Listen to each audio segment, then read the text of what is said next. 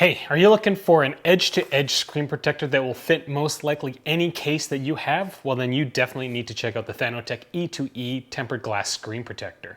Out of the 80 plus slim cases that I've reviewed, there's only a handful that don't work with the E2E glass. It is a unique design of the screen protector that allows you to work with so many different cases. Now for my Thanotech E2E glass review, I've given this glass screen protector a score of 4.2 A's out of 5. It scores a tad lower than the Belkin Invisiglass Ultra, but is still better than your average $10 tempered glass screen protector. If you're wondering if you should get a plastic or glass screen protector, check out that comparison video. Links are in the eye or the description section below. Real usage. Real reviews. Mobile reviews-a.ca. At Mobile Reviews A.ca, we base all our reviews, and by we, I mean Monty and I, he's not very good at wearing hats, on actually using the product. With this E2E glass on this pink iPhone, it's been on this device for about 2 months now, and I've only got one issue with it, and I know exactly what happened, or why it happened, why it broke. Now, to make sure that I can back up my fits most cases claim, I spent a good 23 minutes putting on every case I could find.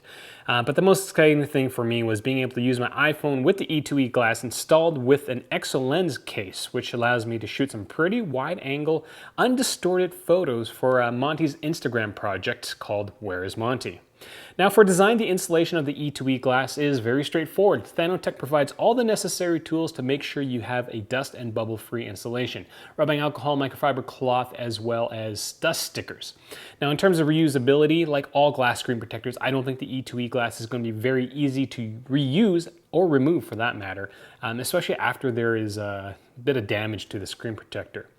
Now for the fit, the Thanotech E2E glass extends past the touchable area, but unlike the name edge to edge, it doesn't cover 100% of the glass front of the iPhone 7 or 7 Plus. Now this is quite different when compared to other edge-to-edge screen protectors like the ones from Evolutive Labs or WinnerGear. If you look closely enough, you'll actually see the screen protector is tapered up from the iPhone rather than following the curve of the iPhone 7 screen. This design feature allows the E2E glass to fit more cases than other edge-to-edge screen protectors.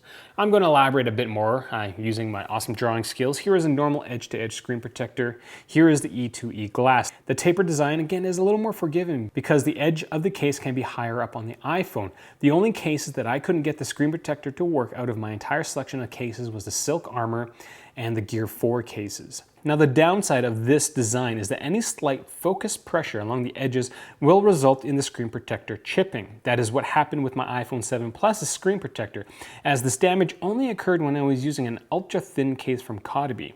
The lack of edges on the Kodabi case meant that the edge of the screen protector was constantly exposed. Now that's the only time it broke it in a case. I've been using it with normal cases like the Xdory Defense Lux, the Morphe Force Hold cases, the K11 bumper, and the Plate Pierce, and no additional damage has occurred while the iPhone was in those products. But I don't want to alarm you because I can press pretty hard on the edge of this screen protector and not break it with my thumb. Now the slight downside is that if dust bothers you, the tapered design will actually trap dust and debris between that tapered edge, so it won't look as clean as other screen protectors. This will not be an issue for the dark face screen protector because you probably won't be able to see it. Now when it comes to protection, the E2E glass has 9H hardness, which means it should protect against keys, coins, knives, Monty's nails. Monty's nails. Scratches do show up over time, which is something I can't explain because that means there's something in my pocket that's harder than 9H, but you know, whatever. For impact, this tempered glass screen protector isn't going to be as tough as similarly thick plastic screen protectors. If you need more details or an in-depth comparison between plastic and glass, again, check out that comparison video. I had no issues accessing the screen underneath the screen protector. Unlike products like the Belkin Invisiglass, you don't feel the edge along the touchable area of the iPhone, which is nice. Clarity is great. The last thing I will say is that the oleophobic coating on this product is one of the best that I've seen so far. Now, mind you, this has only been on my iPhone for about 2 months. And I know I've spoken to Thanotech and they tell me that their oleophobic coating, which is statically applied, will last about 3 months. So I'm 2 out of 3 months in terms of the smoothness that the Thanotech E2E glass offers me. Like, it's so smooth, it's so nice.